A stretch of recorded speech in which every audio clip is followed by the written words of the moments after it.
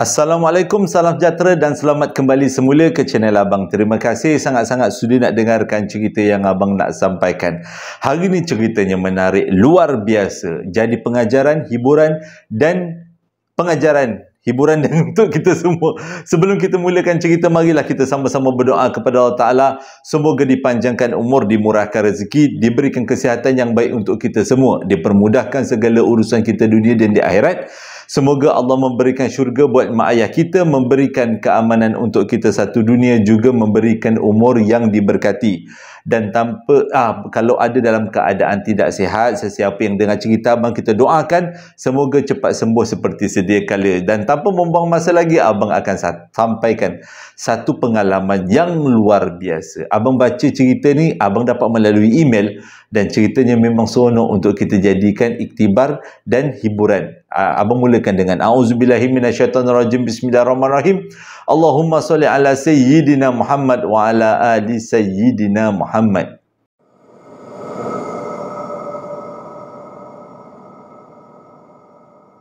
Cerita kali ini disampaikan oleh Khair, berlaku pada tahun 1998 dekat Perak Tengah.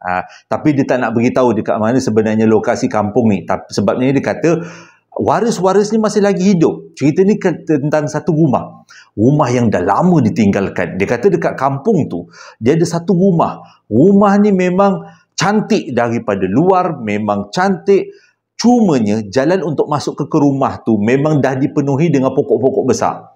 Walaupun macam tu, ramai yang jadi saksi rumah ni walaupun dikelilingi dengan semak samun dan hutan belantara, tapi seolah-olah dibela. Okey, itu cerita tentang rumah. Dekat kampung tu juga ada satu sempang tiga, yang mana sempang tiga tu menjadi pot Khair dan kawan-kawannya berborak.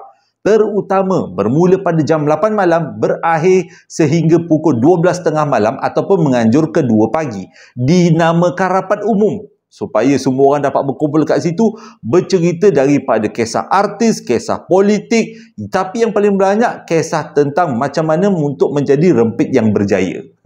Pada waktu tu Khair berumur 18 tahun. Jadi sempang tiga tu adalah tempat dia orang lepak tu, dia punya kedudukan macam ni. Ada satu sempang dekat depan dia. Kita cuba bayangkan kita duduk dekat sempang tiga tu. Jadi kita duduk dekat sempang tu, depan kita ada satu jalan. Itu adalah jalan masuk ke kampung tu. Lepas tu dia akan ada sempang sebelah kanan dan sempang sebelah kiri. Yang mana sempang sebelah kiri adalah sempang ke tanah perkuburan. Dan dekat tanah perkuburan tu, sebelum sampai ke tanah perkuburan tu, ada satu rumah. Itulah rumah yang abang cerita tadi.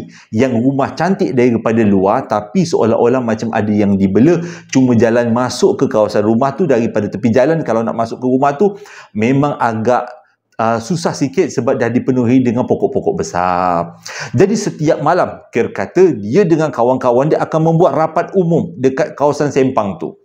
Dan kebanyakan daripada masa, setiap kali kalau ada kereta yang datang daripada jalan masuk, mereka akan berteka-teki ke mana kereta ni akan pergi, sama ada ke sempang kanan atau ke sempang kiri. Tapi mereka semua dan selalu yakin kereta yang datang ataupun motor yang datang mestilah masuk ke sempang kanan. Sebab sempang kanan adalah sempang ke kawasan perumahan kampung. Kalau sempang ke kiri, ke kawasan perkuburan dan rumah misteri tadi. Jadi memang tak akan adalah kereta yang lalu ke kawasan kiri. Nak jadi cerita pada satu malam, waktu tu jam menunjukkan pukul 10 ke pukul 10.30 macam tu, adalah datang satu teksi daripada jalan masuk. No. Dengan lampunya dah tak berapa nak nyala sangat. Dan teksi tu pula memang jarang-jarang lalu dekat kampung. Dia orang macam tak pernah tengok teksi ni. Jadi dia orang pun memang berteka-teki. Sekarang ni kita nak teka, dia masuk sempang kanan ke, dia masuk sempang kiri. Jadi semua bersepakat teksi ni menghantar orang. Jadi dia akan masuk ke sempang kanan. Melainkan teksi ni menghantar arwah. Dia akan masuk ke sempang kiri. Semuanya gelak. Semuanya kata macam mustahil kalau teksi tu akan masuk ke sempang kiri. Jadi sementara nak tunggu teksi tu berjalan, tak laju sangat, lebih kurang 10 malam, teksi lama duduk jalan tu nak masuk ke sempang tempat dia orang melepak-lepak tu. Jadi dia orang ni memerhatikan, menunggu apakah keputusannya, dan keputusannya ialah semua orang senyap sebabnya teksi tu masuk sempang kiri. Teksi tu nak jumpa siapa? Ke nak hantar siapa? Selalunya kereta teksi yang masuk mestilah nak menghantar seseorang. Dia nak hantar siapa? Jadi semua jadi berteka-teki. Nampak yang bawa teksi tu ada seorang pakcik lah, dalam lebih kurang 50-an.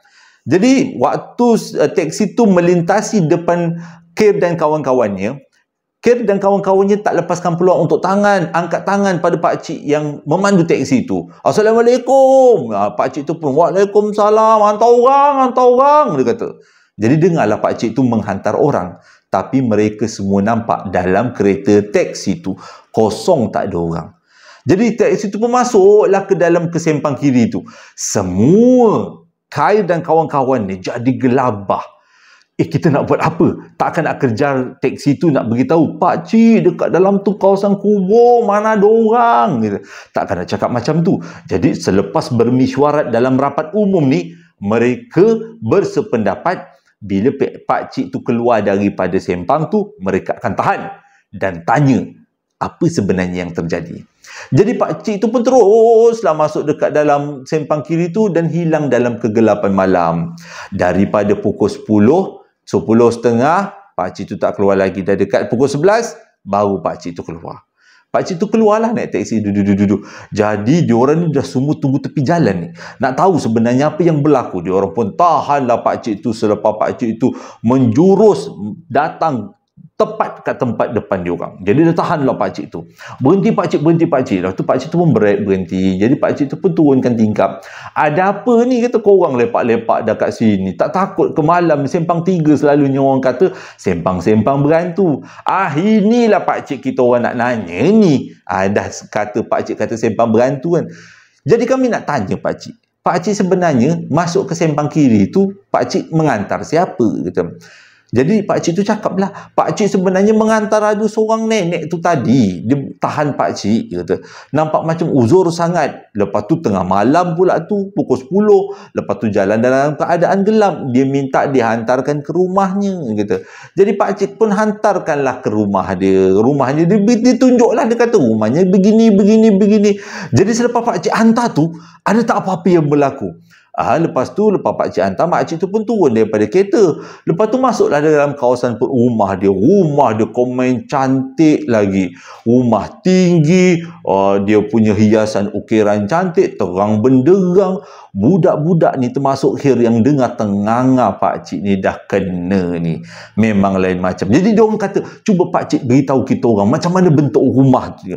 Pakcik tu cakap lah, tiang je banyak. Rumahnya cantik. Bawah rumahnya memang tak ada semak samun. Rumahnya macam dibela.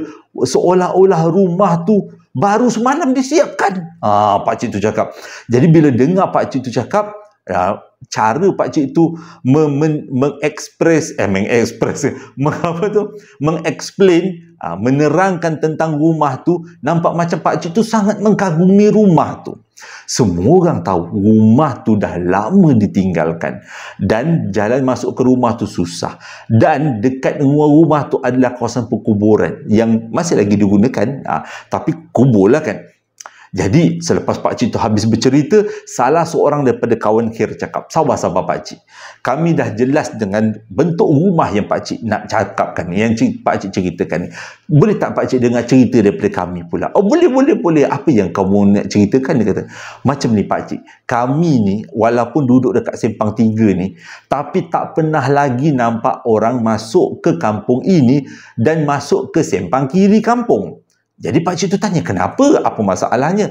Sebab dekat situ ada rumah yang dah lama ditinggalkan dan di hujung jalan tu ada tanah perkuburan. Tapi pakcik jangan risau, masih lagi digunakan. Cuma rumah tu, seolah-olah pakcik sebenarnya dah menghantar seseorang yang bukan daripada alam kita ke rumah tu.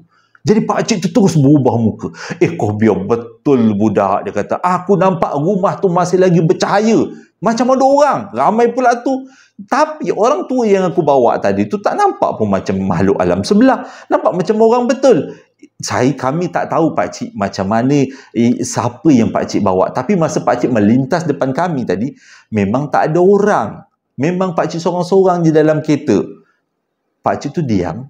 Selepas 5 minit, Assalamualaikum. Dia terus zoom keluar daripada kampung. Dia tak tanya apa-apa lagi. Dia tak beritahu apa-apa lagi. Dia seolah-olah dah mendapat hidayah yang mengatakan dia menghantar sesuatu yang bukan daripada alam kita. Dan selepas pakcik tu pergi, diorang semua berpandang sama sendiri. Jam menunjukkan pukul 11 malam. Macam mana nak lepak lagi tak? Jadi diorang kata, baliklah, macam ada yang tak kena je malam ni. Okey. Jadi bila dalam ramai-ramai tu masih lagi ada orang yang bukan tak tahu tapi bertanya-tanya. Korang pernah dengar tak cerita tentang rumah ni? Ada yang kata pernah, ada yang kata tak pernah. Tapi kebanyakan dia yang banyaknya tak pernah. Cuma kira kata ada seorang kawan dia yang memang orang asal kampung tu, mereka pun semua orang asal, cumanya dia yang paling tak banyak tahu tentang sejarah-sejarah lama kampung. Jadi dia kata, aku ada cerita tentang rumah tu, tapi aku tak berani nak ceritakan sekarang. Apa kata besok pagi kita berkumpul dekat sini balik, kita cerita. Kumpul kat sini tujuannya nak menimbulkan perasaan seram supaya kita dapat merasai ceritanya. Jadi dia orang kata, okey, besok kita berkumpul kat sini, kita bercerita.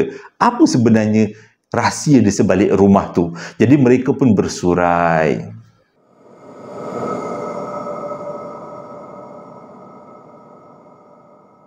Besok malamnya, semua dah tak sabar-sabar nak tunggu cerita.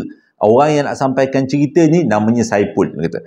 Jadi Saipul nak sampaikan cerita, kawan-kawan pun lain bersemangat nak tahu cerita tu, termasuk dengan Khail, dengan Kir dan juga yang menonton cerita abang.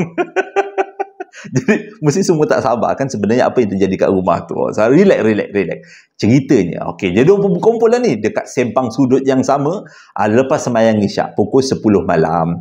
Jadi angin sempoi-sempoi bahasa pada waktu tu dengan keadaan cuaca yang agak menyeramkan dekat sempang 3. Semua orang dah rasa macam tengok aja sempang tu, sempang ke kiri tu. Janganlah ada yang muncul yang bukan-bukan. Jadi Saipul pun datang. Bila Saipul datang, semua orang rasa macam teruja lah. Wah, apa siapa nak cerita Saipul? Cepat-cepat cerita Saipul. Jadi Saipul pun ambil kedudukan. Dia kata, sebelum kita cerita itu, marilah kita hadiahkan Al-Fatihah untuk ahli-ahli perkampungan ini. Lambat pula. Orang nak dengar cerita ni. Okey, Saipul kata macam ni. Ceritanya, aku pun tak ada dekat tempat kejadian gitu. Tapi dengar daripada orang tua, orang-orang yang mak bapak aku dan orang-orang kampung yang lain kata. Ceritanya, dulu dekat rumah tu ada sepasang suami isteri yang tinggal. Suami isteri orang yang baik, orang yang rajin ke surau, rajin ke masjid, orang yang bergaul dengan orang. Cumanya rumah dia dekat lorong kiri ni duduk ada 2 rumah lah dia kata. Satu rumah tu rumah yang kita maksudkan sekarang lah kan. Yang satu lagi rumahnya macam dah ditinggalkan dia kata. Tapi tak adalah lama sangat ditinggalkan. Rumah yang masalah ni rumah yang dah lama ditinggalkan ni yang kita nak cerita hari ni. Jadi kawan-kawan ni semua dengar lah. Sepasang suami isteri tu memang saling sayang menyayangi. Baik satu sama lain. Dan selalu pergi ke masjid. Semayang berjemaah. Kalau tak pergi masjid pun diorang pun semayang dekat rumah. Memang sepasang suami isteri yang baik. Pada satu hari memang ditakdirkan oleh Allah Ta'ala suami dia meninggal. Anak-anak semua balik, anak cucu semua balik untuk menghadiri pengkebumian terakhir ayah mereka ataupun atuk mereka. Selepas habis kenduri dah ditanam, dah dikendurikan, dah ditanam, dah dibuat kenduri. Jadi mereka pun bermalamlah dekat rumah tu. Malam pertama diorang tak ada kena kacau apa-apa. Jadi selepas 3 hari majlis tahlil dekat rumah tu, anak-anak nak bawa si emak ni tadi, isteri kepada pakcik yang meninggal tu, balik ke rumah diorang sebab diorang tak sanggup nak tengok mak diorang tinggal seorang-seorang dekat rumah tu. Tapi mak dia kata, bagi alasan mak dia tak nak ikut. Kenapa mak dia tak nak ikut? Mak dia kata masih lagi ada bau ayahmu dekat sini. Jadi mak rela untuk tinggal dekat sini. Tak apa. Mak boleh tinggal seorang-seorang, jangan risau. Jadi kampung ni pun ramai orang yang kenal mak dan selalu datang melawat mak. Dia kata, jangan risau, kamu semua boleh balik lah.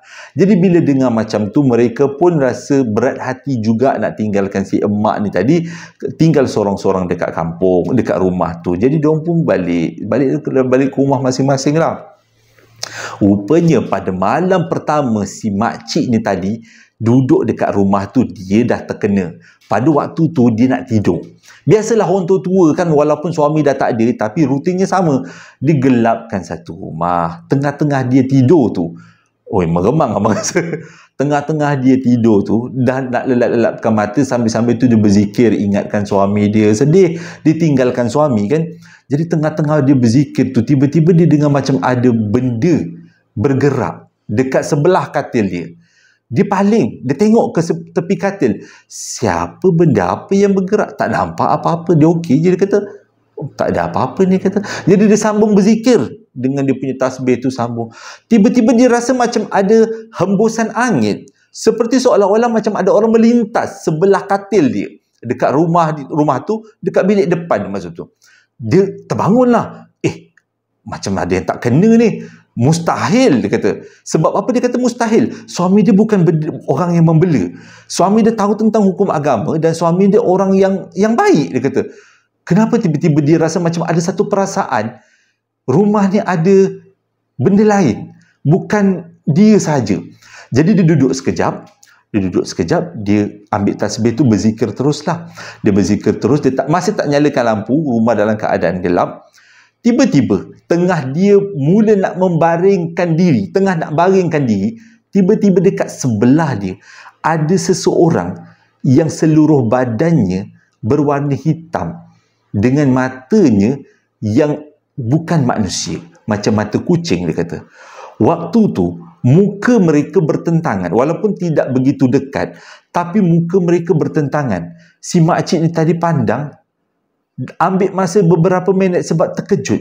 Siapa yang duduk berdiri sebelah dia? Selepas 5 minit baru dia sedar yang duduk sebelah dia tu bukan manusia dan juga bukan suami dia. Memanglah kalau suami dia lagi menakutkan kan. Bukan suami dia. Dia pun menjerit minta tolong sampaikan dia berlari keluar daripada rumah menggunakan kudrat yang ada. Pergi ke rumah jiran.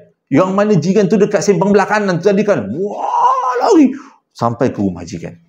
Jadi bila sampai ke rumah jiran, jiran tanya kenapa. Dia kata ada benda lain dekat dalam rumah tu.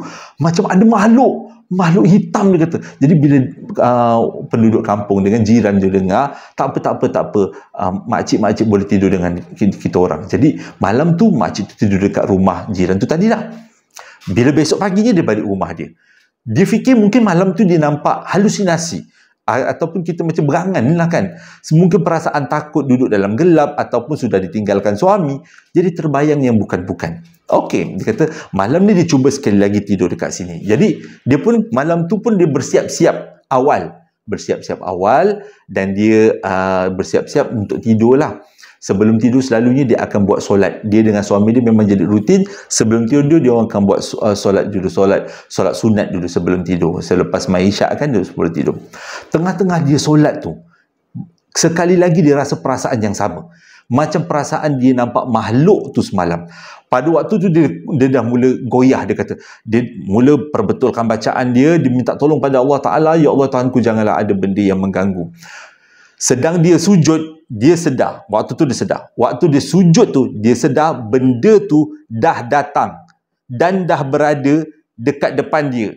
Kalau dia bangun daripada sujud, dia akan nampak benda tu. Dia yakin sebab dia boleh rasa benda tu ada. Dia rasa, dia boleh bau benda tu ada. Jadi pada waktu sujud tu, dia berdoa sekali lagi, Ya Allah Tuhanku, kalau ini ujian yang kau berikan kepada aku redha. Tapi kau berilah kekuatan keimanan kepada aku. Dan dia bangun daripada sujud. Benda tu duduk dekat depan dia sambil tersenyum. Mencangkung. Waktu tu sekali lagi dengan telekong-telekong dia berlari keluar daripada rumah. Tak sempat nak habiskan semayang. Dan dia pun sampai ke rumah jiran. Tapi kali kedua ni jiran mula dah ambil serius. Cerita tentang makcik ni nampak 2 kali makhluk berwarna hitam jadi heboh satu kampung. Semua orang kampung jadi tahu sebab cerita ni. Malam tu makcik tu tidur rumah jiran lah kan. Okey. Jadi untuk malam yang ketiga, sebenarnya jiran bercadang untuk temankan si makcik ni tadi. Malam tu makcik tu terangkan satu lampu. Terangkan satu lampu. Nyalakan lampu dekat dalam rumah tu, dia tak nak tidur dalam keadaan gelap. Dia kata bahaya. Jadi selepas sembahyang isyak, dia cadang ni belum sembahyang isyak ni. Belum sembahyang isyak, dia bercadang. Lepas sembahyang isyak, dia terus tidur, dia selubung badan dia. Dia minta Allah bagi kekuatan. Jadi dia kata dia nak ambil sembahyang awal-awal lah. Dengar je azan, dia nak ambil sembahyang. Jadi bila dengar je azan isyak, dia terus pergi dekat bilik air ambil sembahyang. Tujuannya supaya cepat-cepat sembahyang. Cepat-cepat berehat tidur. Jadi tengah-tengah dia ambil sembahyang tu, dia rasa macam nak pandang ke atas, nak pandang ke atas bumbung. Dia pun entah macam mana, sambil-sambil ambil sembahyang, dia pandang ke atas bumbung. Benda yang sama dia nampak dalam 2 hari yang lepas. Benda tu duduk dekat atas bumbung, tengok dia sedang berwuduk. Sekali lagi makcik tu balik daripada rumah dan tidur, balik daripada rumah, keluar daripada rumah, tidur rumah jiran, dan malam tu jiran telefon anak-anak dia supaya anak dia balik. Ini bukan benda yang biasa, ini benda yang serius. Jadi anak-anak pun balik esoknya, berkumpul dekat rumah tu, tidur dekat rumah tu, tak ada apa-apa berlaku. Tidur malam kedua, tak ada apa-apa berlaku. Jadi mereka ambil keputusan untuk bawa mak mereka pergi daripada situ, pergi ke rumah mereka lah kan. Jadi hari yang ketiga tu mereka pun ambil lah, anak-anak ni ambil barang-barang mak dia, barang-barang bapak dia, apalah barang-barang keperluan yang dibawa daripada rumah tu, nak dibawa ke rumah mak dia bersama-sama dengan mak dia lah. Tapi selepas dia orang berkemas, dia orang pun bertolak daripada rumah tu siang waktu tu, bertolak pergi ke rumah salah seorang anak, jauh dekat Kuala Lumpur dia kata. Sampai dekat Kuala Lumpur tak ada apa-apa cerita. Okey je. Selang sehari, keluarga makcik tu, anak yang ambil makcik tu datang semula ke kampung tu, datang semula ke rumah tu dan pulangkan semua barang-barang yang dia dah ambil. Walaupun barang tu kepunyaan si emak, telekung ke apa ke, tak, semua pulangkan. Jadi orang kampung ada yang tanya, kenapa pulangkan? Dia kata, apa ada cerita ke? Dia bercerita apa? Masa kami bawa mak dan barang-barang, bukan barang abah pun, dia kata barang keperluan mak lah, bawa balik ke rumah kami, benda tu ikut sekali. Yang hitam tu tadi. Habis malam tu kita orang tak boleh tidur, anak-anak tak boleh tidur. Jadi kita orang pulangkan dengan harapan benda tu tak akan ikut kita orang. Jadi selepas barang tu dipulangkan dan memang diorang pun tak diganggu lagi, makcik tu pun dah duduk dengan anak-anak dia. Dan benda tu lama dah, berlaku dah cukup lama. Mungkin makcik tu pun dah meninggal dunia ke, anak-anak dia dah tua kan. Dan sejak daripada tu tak dengar khabar berita makcik tu. Dan kali terakhir dengar cerita makcik tu baik-baik ajalah, dah tak ada gangguan-gangguan lagi. Sejak daripada tu orang kampung yang tahu tentang cerita ni tak berani nak lalu dekat depan rumah tu. Bila saya pula habis cerita, tengah semua pandang ke sempang kiri. Aduh, ada benda pelik pula kat sempang ni. Menyesal aku tanya. Kau pun cerita, kecut perut aku cerita. Tapi pun cakap apa? Sabar. Itu baru tentang cerita rumah tu. Ada 2 lagi cerita. Seronok nak dengar. Nak dengar tak? Dia kata, nak jomlah dengar. Sambung. Kau jangan sambung besok pula. Tak apa, aku sambung malam ni.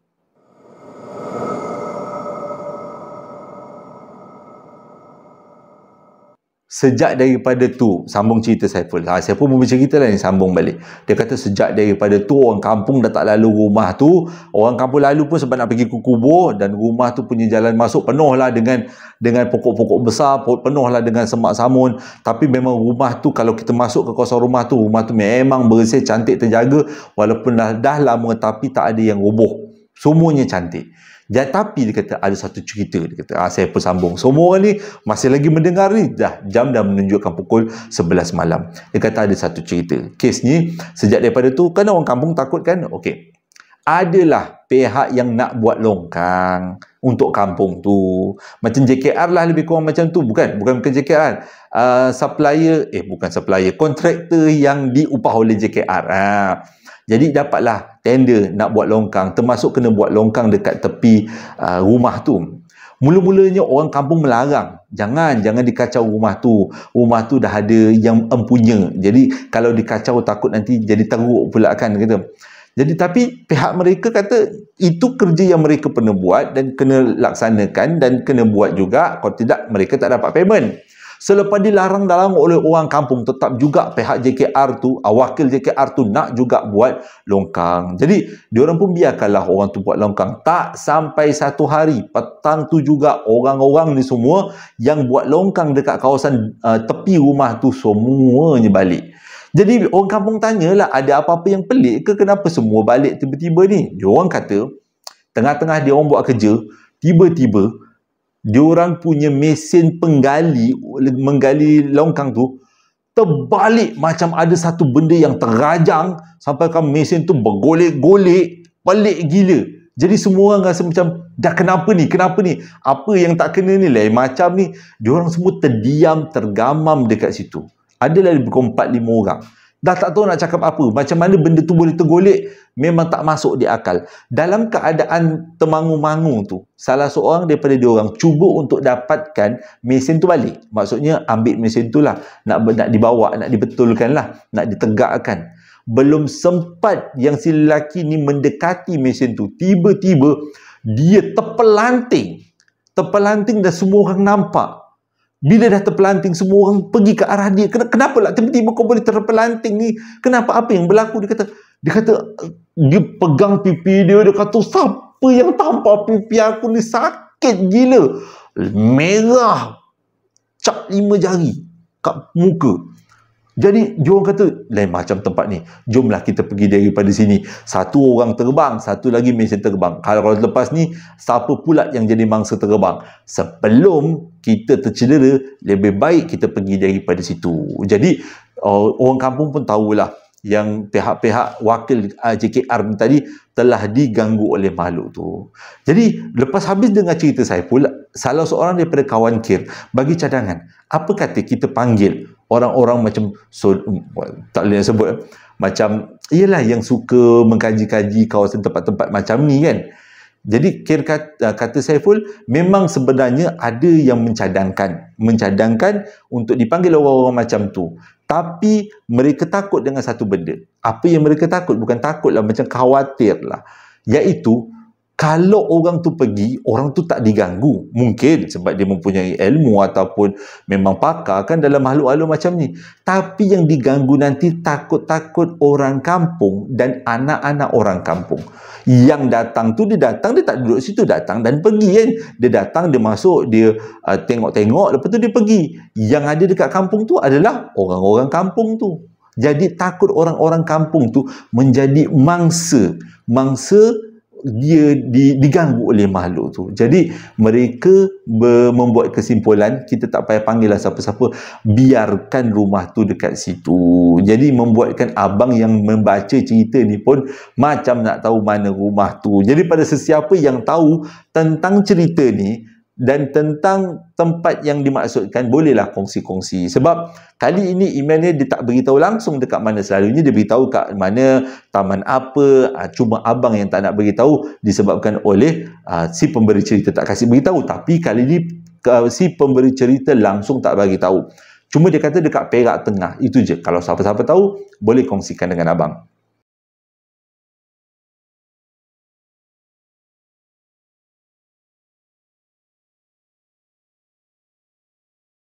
Terima kasih sangat-sangat sudah dengarkan cerita yang abang sampaikan. Moga-moga ceritanya menjadi iktibar, hiburan dan pengajaran di hari Isnin. Jadi sebelum abang tamatkan cerita, abang ucapkan terima kasih dulu pada yang dah membeli sambal lara, perapan sate dan juga sambal lara coklat moist dan juga baju JSPL. Terima kasih sangat-sangat atas sokongannya, atas barang-barang yang abang jualkan. Jadi sebelum abang tamatkan cerita, ada beberapa ucapan yang nak abang sampaikan. Ucapan yang pertama datangnya daripada Aziz, tapi abang nak bacakan dia punya bentuk ucapan tu. Dia punya ucapan tu berbunyi macam ni. Doakan saya Abang Jo, saya sakit geraham atas kiri. Dah lama sangat. Dah lebih kurang setahun. Asalnya berlubang. Dan dalam tempoh tu dia rasa tak berapa nak sihat. Dan pernah jadi radang saraf yang teruk dekat kawasan tu, banyak kali makan painkiller sampai perut jadi berapi, pedih dan gastrik. Cukup sakit sampai nangis-nangis tahan sakit. Sekarang ni nak cabut, tapi proses cabut terbantut sebab sakit tu datang balik. Jadi dia minta doa daripada kita semua supaya cepatlah sembuh daripada penyakit ni seperti sedia kala. Dan ini datangnya daripada Azimah. InsyaAllah kita doakan Azimah semoga dapatlah proses cabut gigi itu dilakukan dengan segera dan menghilangkan rasa sakitnya. Di kesempatan ini abang nak mengucapkan selamat hari jadi buat salah seorang ahli keluarga besar JSPL dari Bukit Beruntung bernama Rabiatul Adawiyah Kamsani, yang mana hari jadinya jatuh pada 20 hari bulan 10 yang lepas. Dengan ucapan selamat hari jadi Rabiatul, semoga dipanjangkan umur, dimurahkan rezeki, diberikan kesihatan yang baik dan sentiasa dalam rahmat Allah.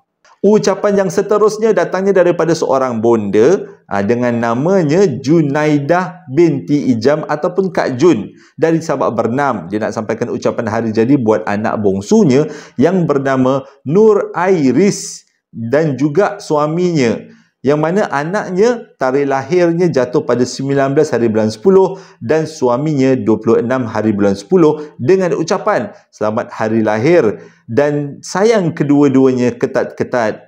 Terima kasih atas segalanya. Dan kesempatan ini juga abang nak mengucapkan selamat hari jadi buat Nur Airis dan suami kepada Puan Junaidah, semoga sentiasa dalam rahmat Allah. Di kesempatan ini juga abang nak mengucapkan selamat hari jadi buat Norman Naim Channel, yang mana hari jadinya jatuh pada 13 hari bulan 10, dengan ucapan selamat hari jadi Norman, semoga dipanjangkan umur, dimurahkan rezeki, diberikan kesihatan yang baik dan sentiasa dalam rahmat Allah. Ucapan yang seterusnya datangnya daripada seorang ahli keluarga besar JSPL, iaitu Nur Zulita. Kita panggil dengan nama Kak Nur. Dia kata dia mohon doa daripada semua kerana besannya yang dinamakan Kak Idah sedang dirawat di Hospital KPJ Tawakal akibat daripada demam denggi. Jadi marilah kita sama-sama doakan semoga besan kepada Puan Nur Zulita iaitu Kak Idah cepat sembuh seperti sedia kala. Dan pada masa yang sama dia mohon doa daripada kita semua, yang mana Kak Nur Zulita sendiri dalam keadaan yang tak berapa nak sihat sebab baru sahaja selesai pembedahan bahagian lutut. Jadi kita doakan juga semoga Kak Nur ataupun Kak Nur Zulita cepat sembuh seperti sedia kala. Amin ya rabbal alamin.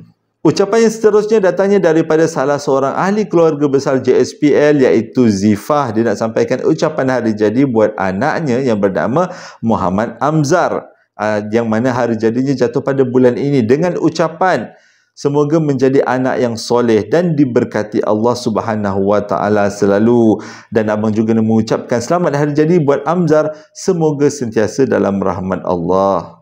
Ucapan yang seterusnya datangnya daripada seorang isteri yang bernama Nur Fatin. Dia nak sampaikan ucapan hari jadi buat suaminya iaitu Muhammad Syamsul Nizam. Hari jadinya jatuh pada 10 hari bulan 10, dengan ucapan semoga sentiasa dalam keberkatan dan rahmat Allah dan diberikan kesihatan yang baik dan dipermudahkan lagi rezeki, insya-Allah. Amin ya rabbal alamin.